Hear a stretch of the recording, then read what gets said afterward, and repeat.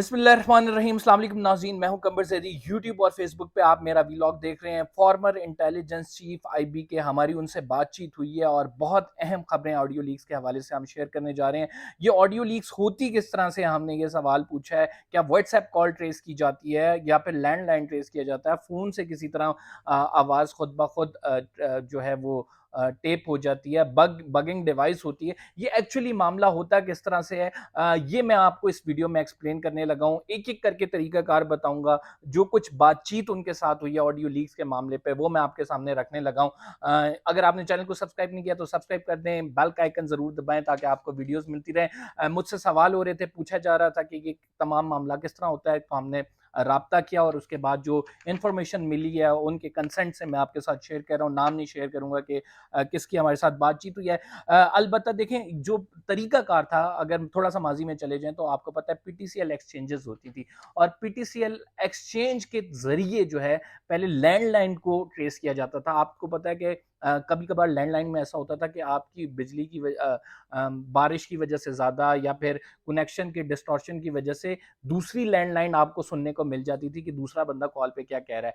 Exactly इसी तरह PTCL exchange पे एक डिवाइस लगाई जाती थी और वो device for the purpose of hacking, for the purpose of interception होती थी और उसके ज़रिए लैंडलाइन को जो है वो ट्रेस किया जाता था और ये शक की बुनियाद पे किया जाता था। अगर कोई शख्स नेशनल सिक्योरिटी के लिए ख़तरा बना हुआ है तो उसकी लैंडलाइन को ट्रेस करके पहले जो है इम्पोर्टेंट कॉल्स को इस वजह से इनसे इंफॉर्मेशन ली जाती थी कि मुल्क के खिलाफ तो कोई काम नहीं करने लगा है। और इसके हवाले से बाकायदा तौर पे इजाज़त भी ली जाती है। मैं आगे चल के बताऊँगा क्या इजाज़त ली जाती है और आगे चल के मैं व्हाट्सएप कॉल के हवाले से भी बताऊँगा कि क्या WhatsApp call end to end encrypt जो होती है वो ट्रेस की जा सकती है या नहीं, कोई सॉफ्टवेयर है या नहीं।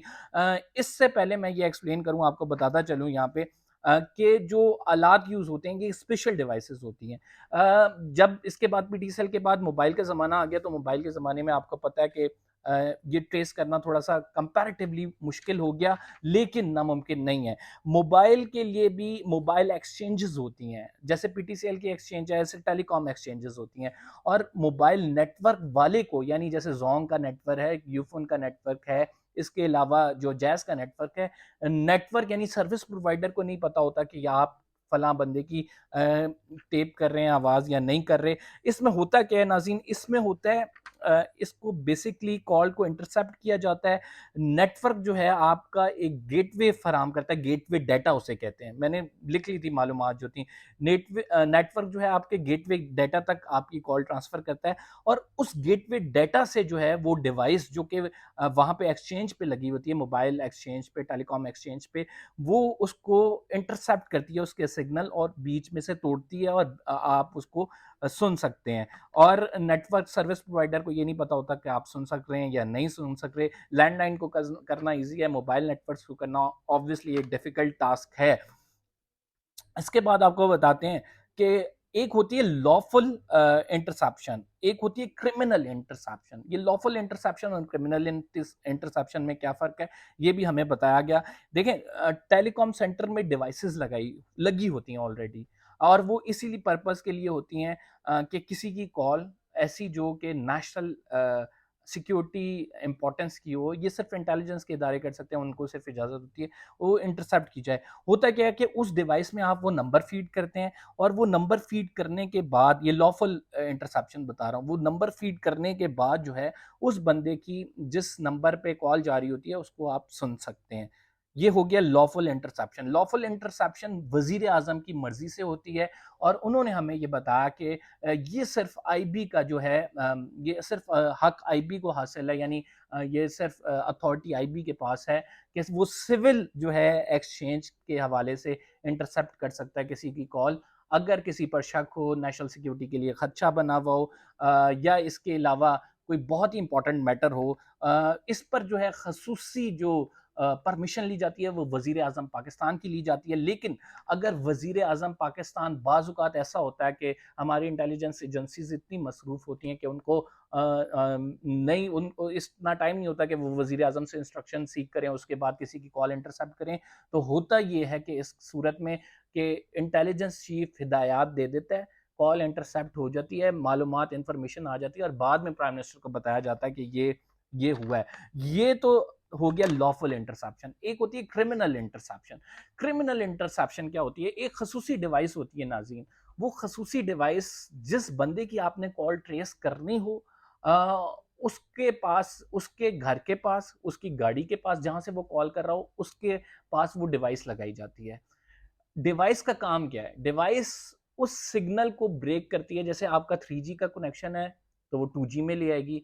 जब वो 2G में आपकी कॉल को लाएगी तो आपके जो सिग्नल स्ट्रेंथ है वो उतनी स्ट्रांग नहीं रहती, और जैसे ही वो 2G में कन्वर्ट हो रहा होता है तो वो उस डिवाइस के सिग्नल पकड़ लेता है जो वो डिवाइस लगाई गई होती है, और जैसे ही वो डिवाइस के सिग्नल पकड़ता है तो आप उसकी क्रिमिनल इंटरसेप्शन कर सकते हैं, यानी आप उसकी कॉल इंटरसेप्ट कर सकते हैं, और ये क्रिमिनल इंटरसेप्शन है, ये अलाउ नहीं है। लेकिन फिर भी ये होती है और उस बंदे को पता नहीं होता कि ये जो डिवाइस लगाई गई है, ये किस किस जगह लगाई गई है, और इसके हवाले से जो है कोई मालूमात नहीं होती।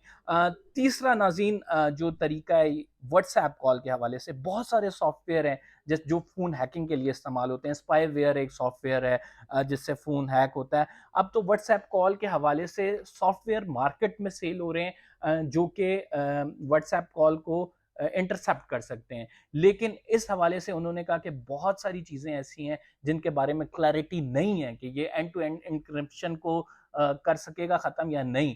अलबत्ता जो हायर सिक्योरिटी एजेंसीज़ हैं, जो बैरून ममालिक की एजेंसीज़ हैं, वो ये ज़रूर रखती हैं, इनके पास ये टेक्नोलॉजी है। पाकिस्तान की भी एजेंसीज़ के पास ये टेक्नोलॉजी मौजूद है।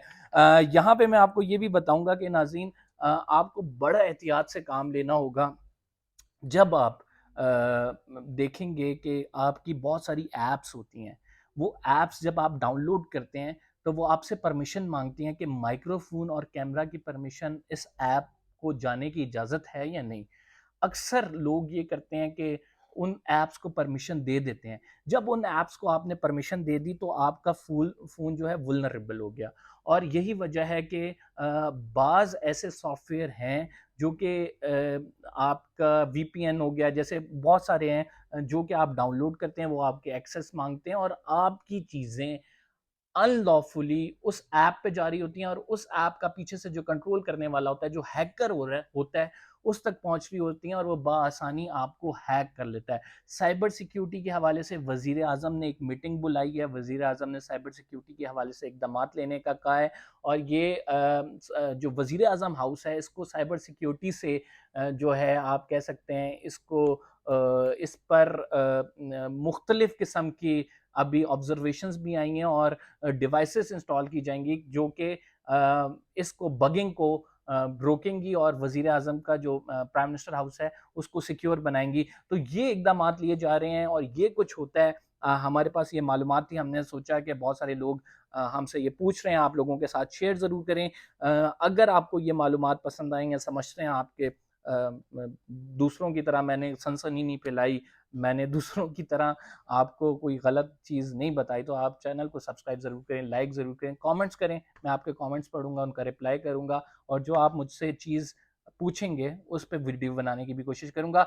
अपने होस्ट कंबर ज़ैदी को इजाज़त दीजिए। इंशाल्लाह अगले व्लॉग में आपसे मुलाकात होती है। अल्लाह हाफ़िज़।